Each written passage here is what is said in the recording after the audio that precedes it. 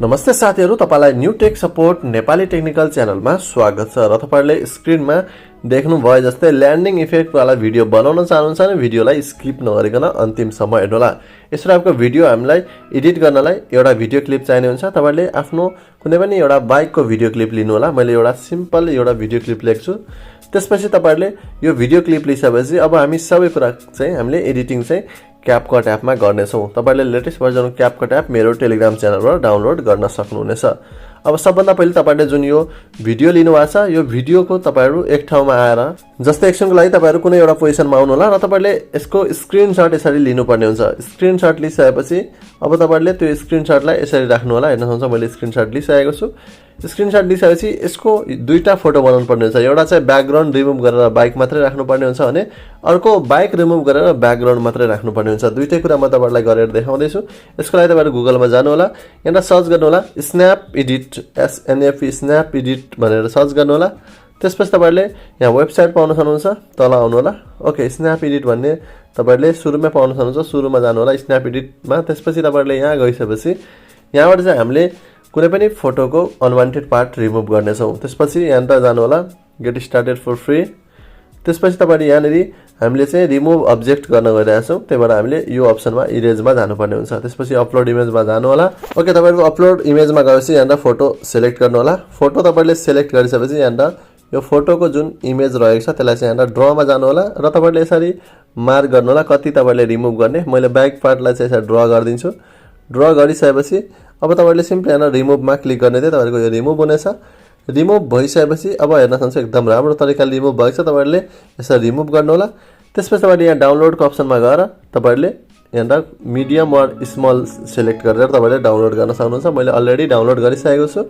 मैले यहाँ अलरेडी बनाएर राखेको छु। हेर्न सक्नुहुन्छ मेरो ब्याकग्राउन्ड मात्रै यहाँ रहेको छ। यसरी नै तपाईहरुले यो PNG पनि बनाउनु पर्ने हुन्छ। PNG को लागि तपाईहरुले सिम्पली यहाँ जानु होला।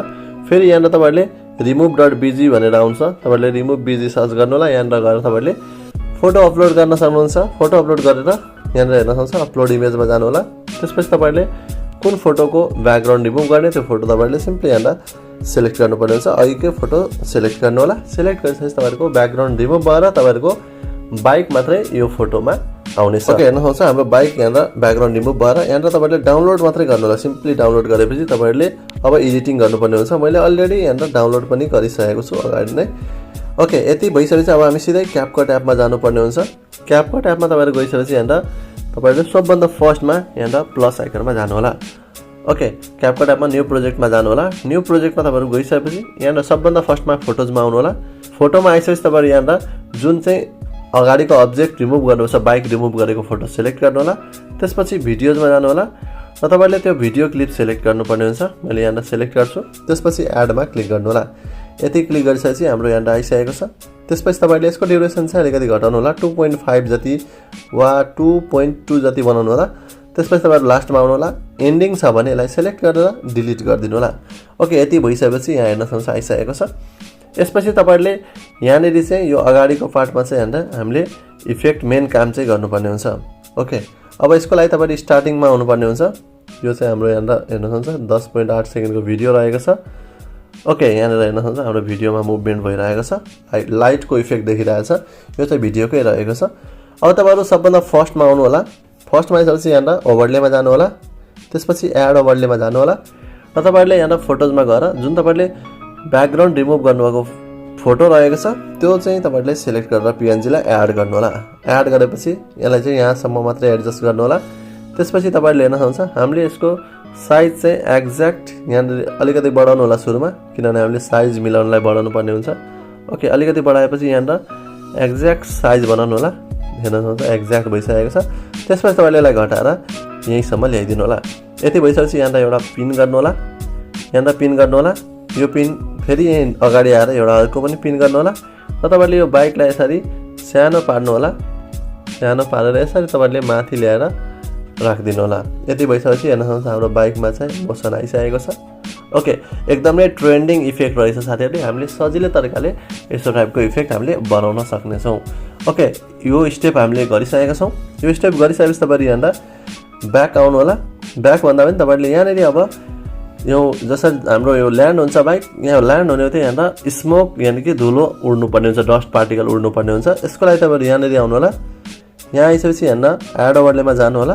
त्यसपछि तपाईँहरू यहाँनिर भिडियोजमा जानु होला र तपाईँहरूले यहाँनिर डस्ट पार्टिकलवाला भिडियो चाहिँ सिलेक्ट गर्नुपर्ने हुन्छ र एडमा क्लिक गर्नु होला। र साथीहरू यो डस्ट पार्टिकलको भिडियो चाहिँ तपाईँहरूले कहाँ पाउनुहुन्छ भन्दाखेरि यो डस्ट पार्टिकलको भिडियो तपाईँहरूलाई म मेरो टेलिग्राम च्यानलमा प्रोभाइड गरिदिन्छु। भिडियोको तल डिस्क्रिप्सनमा एउटा लिङ्क राखेको हुन्छ, जोइन आवर टेलिग्राम च्यानल। त्यहाँ तपाईँले क्लिक गर्नु भने यो भिडियोमा चाहिने सम्पूर्ण कुराहरूको लिङ्क त्यहाँ टेलिग्रामबाट डाउनलोड गर्न सक्नुहुनेछ। ओके, यो तपाईँहरूको बाइक जहाँनिर ठ्याक्क ल्यान्डिङ हुन्छ, ल्यान्डिङ हुनेदेखि तपाईँले यो इफेक्ट चाहिँ राख्नुपर्ने हुन्छ। ओके, त्यसपछि तपाईँले हेर्न सक्नुहुन्छ यहाँबाट हाम्रो छ भने तपाईँहरूले यो अगाडिको भागलाई अलिकति काटिदिनु होला। यहाँबाट छ, ओके, यहाँबाट छ भने जहाँनिर तपाईँको बाइक ठ्याक्क ल्यान्ड हुन्छ, ल्यान्ड हुने बित्तिकै तपाईँहरूले यो इफेक्ट चाहिँ सुरु हुनुपर्ने हुन्छ। त्यसपछि तपाईँले यो इफेक्ट सिलेक्ट गर्नु होला। यसलाई चाहिँ तपाईँहरूले यसरी, किनभने हाम्रो बाइक चाहिँ यस्तै टाइपले ओरिएन्टेसन रहेको छ। त्यसपछि ब्लेन्डिङमा जानु होला र यहाँनिर तपाईँले फिल्टर क्लिक गरिदिनु होला। त्यसपछि तपाईँले यसलाई ओके गर्नु होला। ओके, हेर्न सक्नुहुन्छ सुरुमा हाम्रो बाइक ल्यान्ड हुने बित्तिकै यसरी धुलो आउँछ। ओके, हेर्न सक्नुहुन्छ अलिकति ढिलो भइरहेछ। एक्ज्याक्ट तपाईँहरूले यहाँनिर मिलाउनु पर्ने हुन्छ।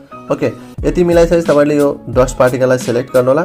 सिलेक्ट गरिसकेपछि तपाईँहरूले यहाँनिर जुन हाम्रो यो बााउन्ड्री देखिरहेको छ, यो बााउन्ड्री नदेखिनलाई तपाईँले डस्ट पार्टिकललाई सिलेक्ट गर्नु होला। त्यसपछि तपाईँहरूले यहाँनिर एउटा अप्सन रहेको छ, मार्क्स भन्ने अप्सन रहेको छ, मार्क्समा क्लिक गर्नु होला। त्यसपछि तपाईँहरूले यहाँ सर्कलमा क्लिक गर्नु होला र तपाईँहरूले सर्कललाई यसरी सिलेक्ट गरेर यसरी बढाउनु होला। ओके, सर्कल यहाँनिर मैले बढाइसकेको छु, हेर्न सक्नुहुन्छ। ओके, सर्कल यसरी बढाउनु होला। यहाँनिर मैले बढाइसकेको छु एक्ज्याक्ट। ओके, यसलाई अलिकति तान्दिनु होला। यहाँनिर फाइनली मैले चाहिँ सर्कल बढाइसकेको छु। ओके, यति भइसकेपछि हेर्न सक्नुहुन्छ हाम्रो यहाँनिर डस्ट पार्टिकल आइसकेको छ। तपाईँले यो मार्क्स जुन रहेको छ, मार्क्सलाई चाहिँ एकदम मजाले मिलाउनु पर्ने हुन्छ, अनि मात्रै तपाईँहरूको चारैतिरको बााउन्ड्री देखिने छैन। ओके, हेर्न सक्नुहुन्छ अब चाहिँ हाम्रो लगभग एक्ज्याक्ट भइसकेको छ। ओके, हेर्न सक्नुहुन्छ यस्तो टाइपले हाम्रो यहाँनिर डस्ट पार्टिकल उडिरहेको छ। ओके, यसरी नै तपाईँहरूले डस्ट पार्टिकललाई चाहिँ ओरिएन्टेसन मिलाउनु होला एक्ज्याक्ट।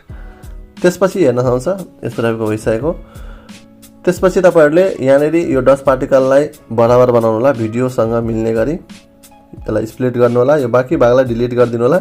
त्यसपछि हाम्रो यहाँनिर डस्ट पार्टिकल जतिखेर आउँछ, अहिले भिडियोमा साउन्ड छैन, डस्ट पार्टिकल हाम्रो आउने बित्तिकै हामीले यहाँनिर साउन्ड इफेक्ट एड गर्नुपर्ने हुन्छ। तपाईँहरूलाई साउन्ड एड गरेर म तपाईँहरूलाई सिकाउने छु। त्यति बेलासम्म म तपाईँहरूलाई डिजिटल वालेटको बारेमा भन्न गइरहेको छु। तपाईँहरूले पनि आफ्नो फोनमा नेपाली वालेट पेवेल एप डाउनलोड गर्नु भएको छैन भने आजै डाउनलोड गर्नु होला, किनभने तपाईँहरूले पेवेल एपमा धेरैभन्दा धेरै क्यासब्याक पाउन सक्नुहुन्छ भने तपाईँहरूले एनटिसीमा टपअप गर्दाखेरि 7% सम्म क्यासब्याक पाउनुहुनेछ। र धेरैभन्दा धेरै अफरहरूको लागि अवश्य पनि तपाईँहरूले पेवेल एप डाउनलोड गर्नु होला र तपाईँहरूले केवाइसी फिल गरेर ट्रान्ज्याक्सन गर्नु होला, ताकि तपाईँहरूले धेरैभन्दा धेरै अफरहरू र क्यासब्याकहरू पाउन सक्नुहुनेछ। ओके, फाइनली हेर्न सक्नुहुन्छ हाम्रो यहाँनिर इफेक्ट त एड भइसकेको छ, तर साउन्ड एड नगरिकन हाम्रो भिडियो राम्रो बन्ने छैन। त्यसको लागि तपाईँहरू यहाँनिर एड अडियोमा जानु होला, साउन्डमा जानु होला। साउन्डमा गइसकेपछि तपाईँहरू यहाँनिर ओके, साउन्ड चाहिँ यहाँनिर फ्रम डिभाइसबाट गइरहेको छु म। फ्रम डिभाइसमा तपाईँहरूले यहाँनिर साउन्ड चाहिँ सर्च गर्न सक्नुहुन्छ। ओके, यो साउन्ड रहेको छ, यो साउन्ड मैले एड गर्छु। तपाईँहरूले यो साउन्ड चाहिँ तपाईँहरूले त्यही लिङ्कबाट डाउनलोड गर्नु होला, नहुन्छ। ओके, यसरी नै तपाईँहरूले एक्ज्याक्ट मिलाउनु होला। र फाइनली हेर्न सक्नुहुन्छ हाम्रो भिडियो चाहिँ यस्तो टाइपको बनेको छ। तपाईँहरूले यसमा साउन्ड एड गरेर भिडियोलाई एकदम नै ट्रेन्डिङ बनाउन सक्नुहुन्छ। यो धुलो जुन उडेको छ यसलाई तपाईँहरूले अझै मजाले मिलाउनु पर्ने हुन्छ, ताकि तपाईँहरूले स्क्रिनमा देखाए जस्तै भिडियो ट्रेन्डिङ भिडियो बनाउन सक्नुहुनेछ। होप तपाईँलाई भिडियो मन पर्यो होला। मन परेमा अवश्य भिडियोलाई धेरैभन्दा धेरै लाइक गरेर साथीहरूमा सेयर गर्न नबिर्सिनु होला। र भिडियोलाई फोनमा सेभ गर्नलाई माथि आरोमा क्लिक गरिदिनु होला। आउने दिनमा यस्तै ट्रेनिङ भिडियोहरू अवश्य पनि लिएर उपस्थित हुनेछु। अहिलेलाई बाइ बाइ।